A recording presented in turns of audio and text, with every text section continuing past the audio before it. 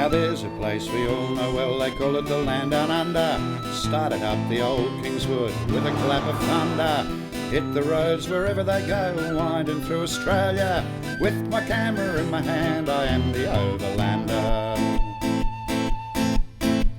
Now pass the bottle round, boys, don't you let it stand there. For tonight we drink the health of every overlander. I drive from Outback to the coast, it's there I meet the locals. Film their faces, hear their yarns and capture all their stories. Then I'm back upon the road in search of places grander. For that's the way I live my life, a travelling overlander. Now pass the bottle round, boys, don't you let it stand there. For tonight we drink the health of every overlander. Now pass the bottle round, boys, don't you let it stand there. For tonight we drink the health of every overlander.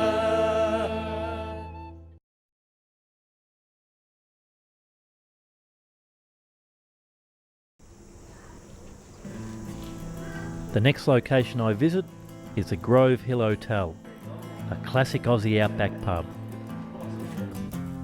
The hotel is located where an old railway and the overland telegraph line ran through. The area also has a history of gold mining. The pub was built in the 1930s from leftover scrap metal from the railway and doubles as a heritage centre.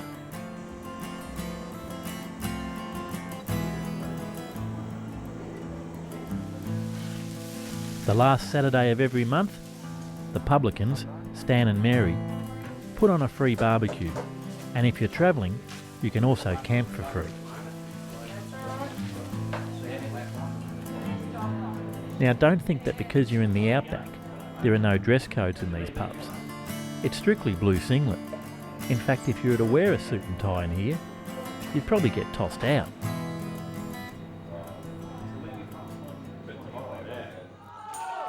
I love meeting people who are living their dreams, and Stan the man is such a man. He previously worked as a garbo, collecting rubbish in Darwin. He always had a dream to own a pub, and as the night wore on, I wondered who was having more fun, the bar patrons or Stan himself. As drinks were drunk and DJ Stan weaved his magic, inhibitions fell away and strangers started to dance.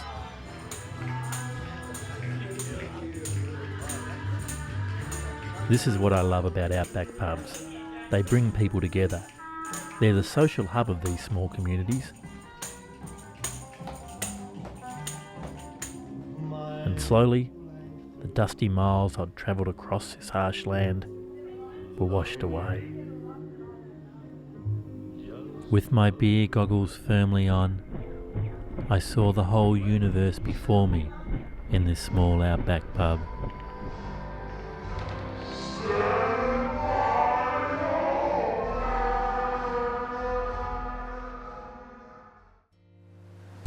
The next day, nursing a heavy hangover, I went for a sobering dip at Litchfield National Park.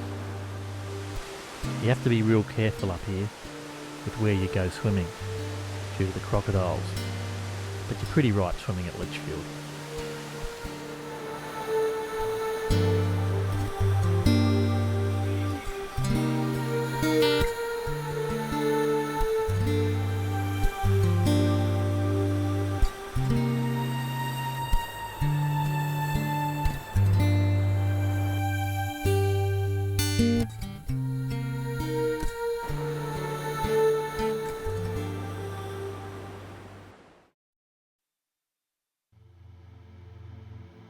Sometimes people ask me, Overlander, what's your favourite location of all the places you've visited? Well, you're about to see it. Manyallaluk, 100 kilometres east of Katherine, is an Aboriginal community that runs tours teaching visitors various aspects of Aboriginal culture.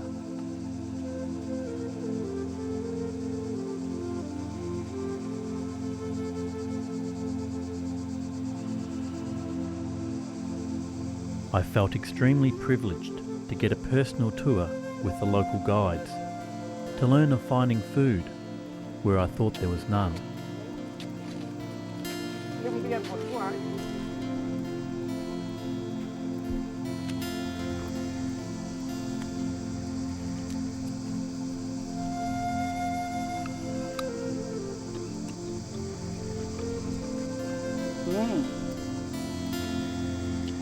Sweet. You want to taste?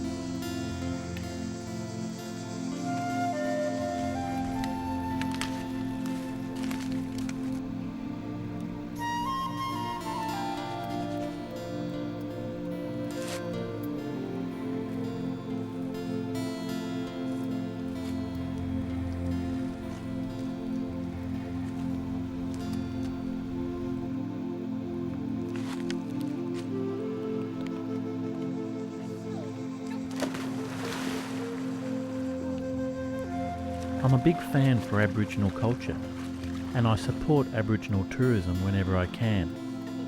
To be at Manyalaluk and see happy, healthy Aboriginal children learning their culture and passing it on to visitors, this is the highlight of my trip.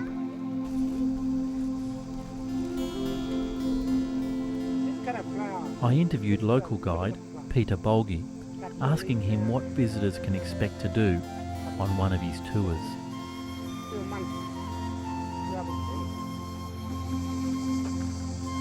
People when they coming for a tour here, they do that bush-tucker walk and basket weaving and fire lighting, throwing spear, and the painting. And that's where they can learn, see? And when they go home, they're really happy. And it's good for our kid here. And maybe when we're probably getting older now, and our children gonna take it over. We're happy, we're proud, and then we're working hard, and make it fun, make it happy tourists.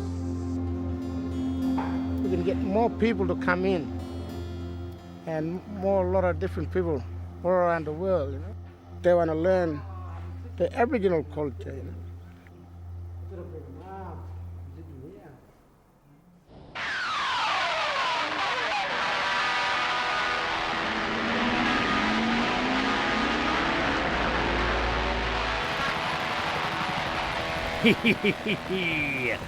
Time for a bit of high-flying adventure. I'm taking a flight over Katherine Gorge in Litchfield National Park. Whoa.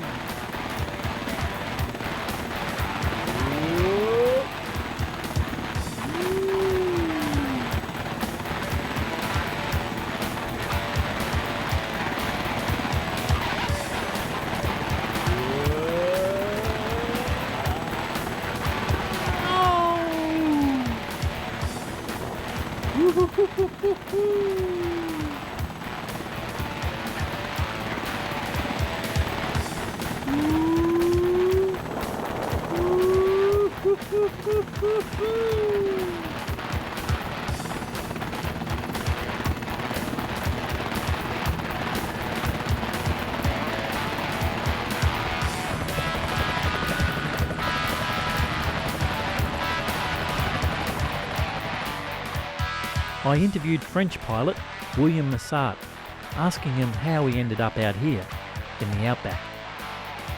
In the helicopter industry, most of the work is actually in remote situation or in the bush. So there is not much work available anywhere else. And that's one of the main reasons why we came to Katherine. You fly because you want to fly, as you love the position, or you love, the flying. You don't do it for the money or any other reason.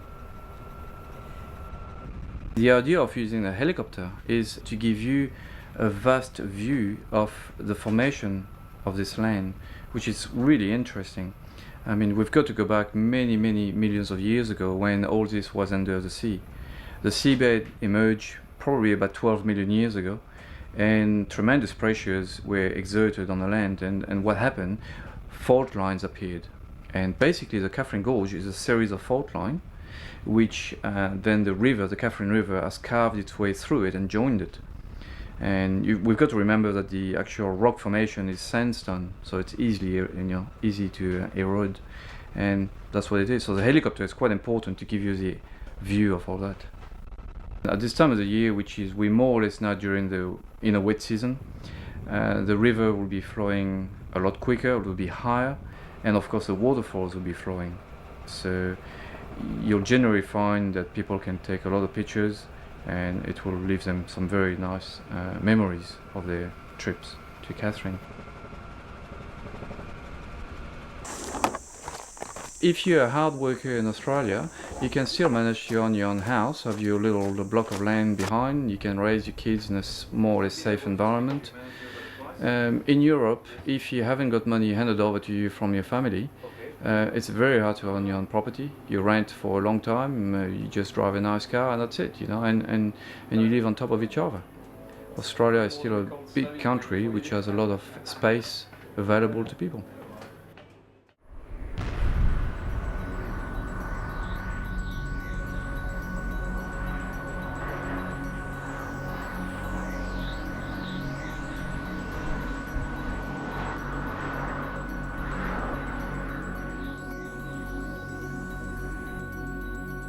It's a mysterious ancient place, the Outback, for those willing to explore its wide open spaces.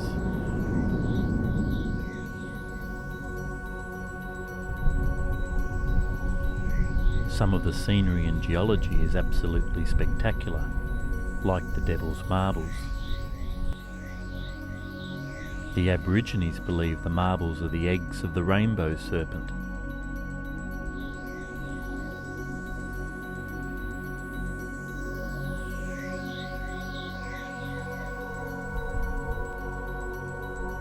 Another dreaming story believes people live in the caves under the rocks, and sometimes children went missing, taken by these people of the dreaming.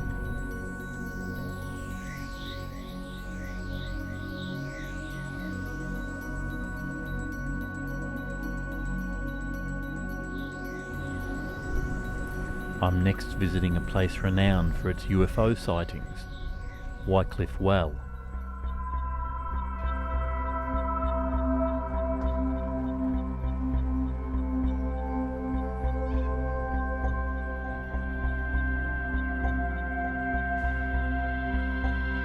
I spoke with the owner of Wycliffe Well, Lou Farkas, asking him why he thinks aliens like visiting the area.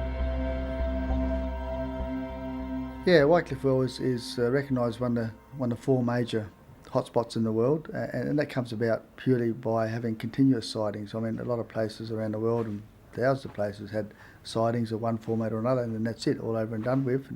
But here, I mean, it's continuous. Nevada Desert's another one. There's a desert in Mexico, one in South America, and over here. Well, according to scientific sort of reasoning behind it, there's sort of ley lines, these energy lines around the world, and we happen to be on the crossroads of them.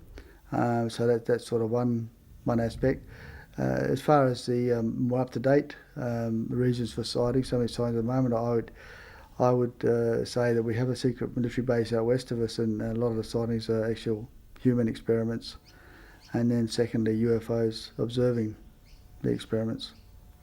Human experiments being Americans based here in Australia, probably moved the Area 51 situation over from the States over to here, and that's the sort of sightings we're getting. I myself have sighted quite a few sightings. I mean, I've been here 16 years now.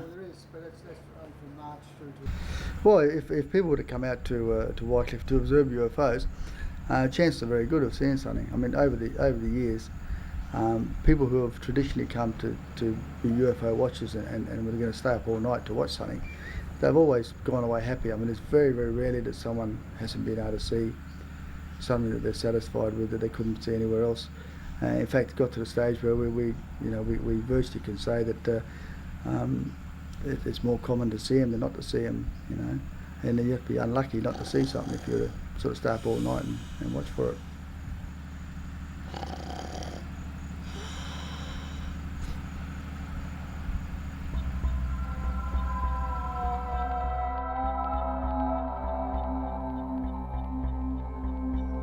For me, my UFO hunting was a little disappointing.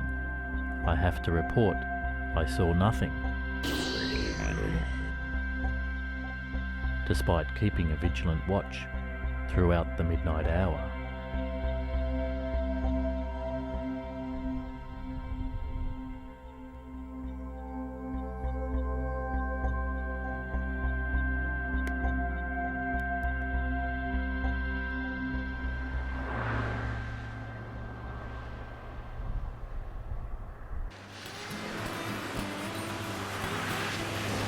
When in Alice Springs, there's only one place the Overlander eats. Overlander's Steakhouse. Here I got the chance to eat crocodile, kangaroo, emu and camel. The owners made me feel most welcome, inviting me to dine with some of their waitresses. They even branded my belt for me. But I got out of there when they started getting kinky.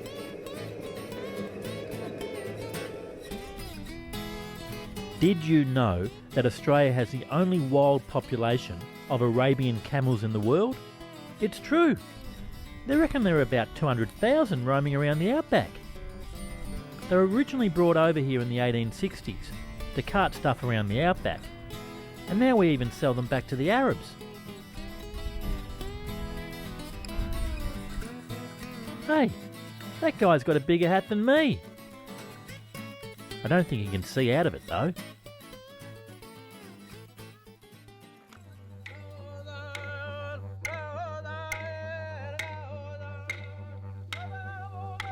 Now a lot of people who visit Alice check out the big rock, Uluru. Well, I won't be doing a story on the rock. I'm heading further afield, but it is definitely worth checking out. As well as all the other big rocks.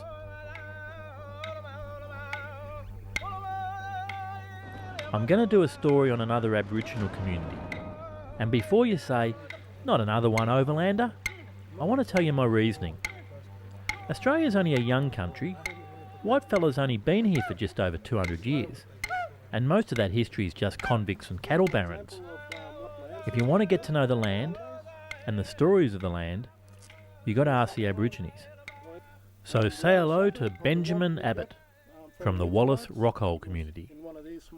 Shelters like this here, so this place is a dry area, so alcohol's not to be bought in this area, and that's good again because you don't through alcohol. If you have alcohol, there's a lot of fighting, and because it's a dry area, we don't have any problems like that because everyone's all family out here. Whenever I want to have a break or go to town or something, I've always got someone to look after my kids. So yeah, it's pretty good, you know. Yeah. Everyone helps each other. And another thing is, me, I can do what I like out here. It's my place. My grandfather left this behind for us. We look after the place, you know. It's our home, so we look after it. I go walking in these hills, do what I like around here. And it's pretty good for me. Go out hunting, you know, get meat and stuff like that. But they grow into more of a bush. When I do the tour, it's a cultural one. When I start off, I'll talk about a few of the bush medicines, bush berries and that we collect to eat. I show a lot of tourists and that because they don't know what it is and what things that's in there, you know. I do tell them about the plants, the bush berries, and I go ahead and show them the handprints that were done last by my ancestors, and they're pretty old, and they're really interested in seeing it, you know. And a lot of tourists come here that don't know too much about Aboriginal culture, and a lot of tourists come up to me and say, I didn't know anything about that. It makes me feel good too, and they say they learned a bit about Aboriginal culture, so yeah, that's what I like about it, you know, telling it to other people about our culture, yeah.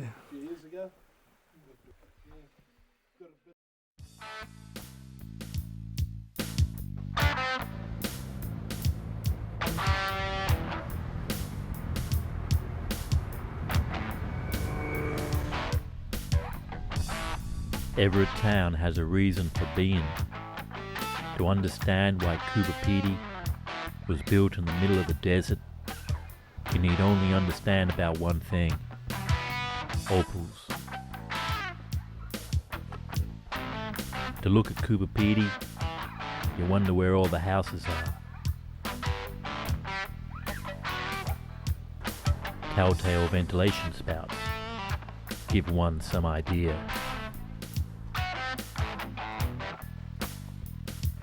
To escape the searing summer heat, which can reach 45 degrees, and the freezing cold winters, people have moved underground, where they enjoy a constant year-round temperature of 24 degrees.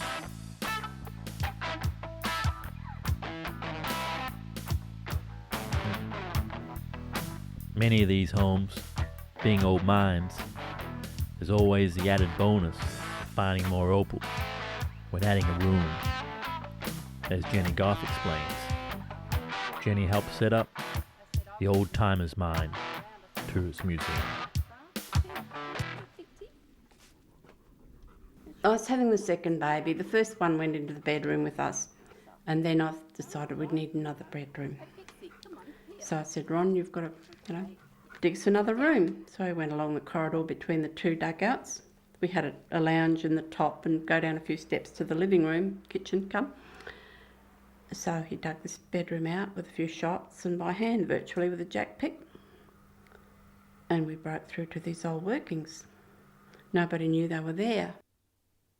And whoever had been mining there, had obviously found a lot of opal, judging by the amount of trace left hanging in the wall.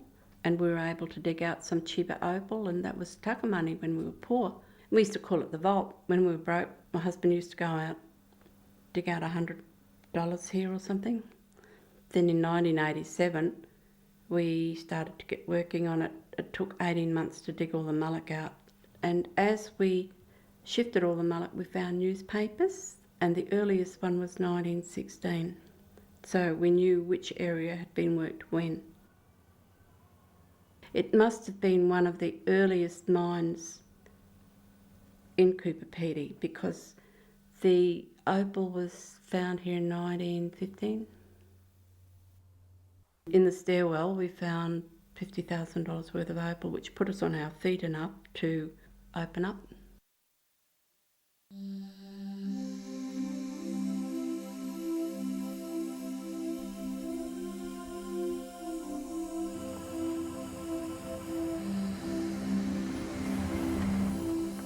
Just outside of Coober Pedy is the Breakaways, a barren moonscape of exquisite beauty.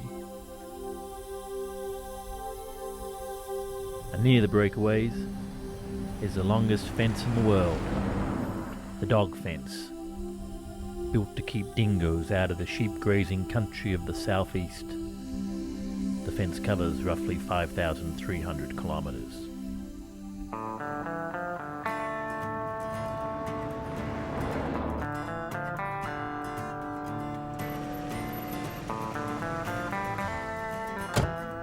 It was 45 degrees in the shade, and yet I felt at home. I don't know whether it was my new freshly shaved handlebar moustache or heat stroke, but for the first time I felt at ease in my ridiculous Outback attire. I felt I'd finally become the Overlander adventure filmmaker.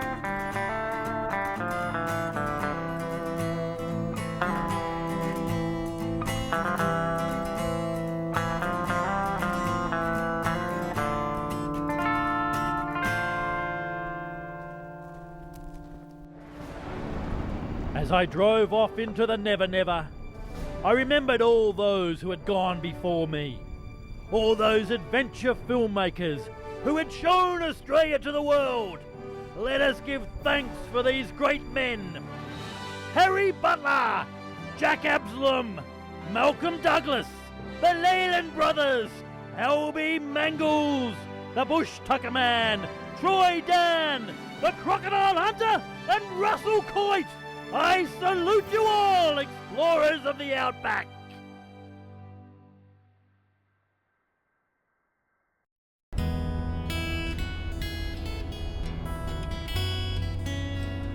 It's amazing country out here. Flat lands for as far as the eye can see.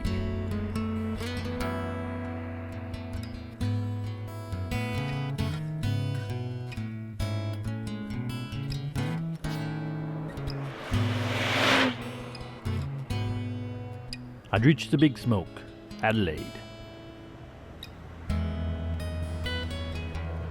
But I still couldn't shake this damn stupid accent.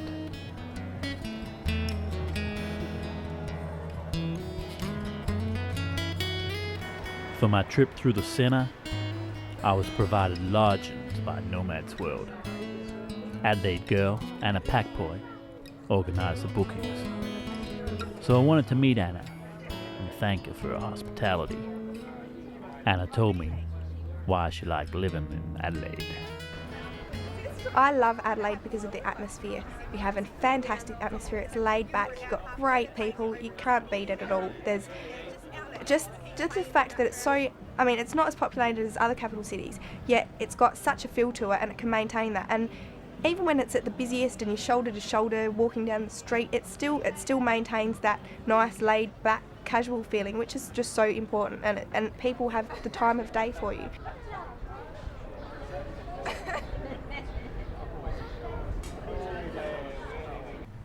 Another thing I love about Adelaide is I work in the city and it only takes 20 minutes to get home, which is just near the beach, and it's just amazing that you can go home, watch the sunset as you drive along, and it feels like you're just so far away from the city, but it's not. It's just so close, and it's just fantastic that you can have both extremes so close to each other. You've got the city where everything's happening, and then you've got the nice laid back beach where everyone's cool, going for nice strolls in the afternoon by sunset, and the next morning you're up in peak hour traffic driving along back to the city, and it's really cool.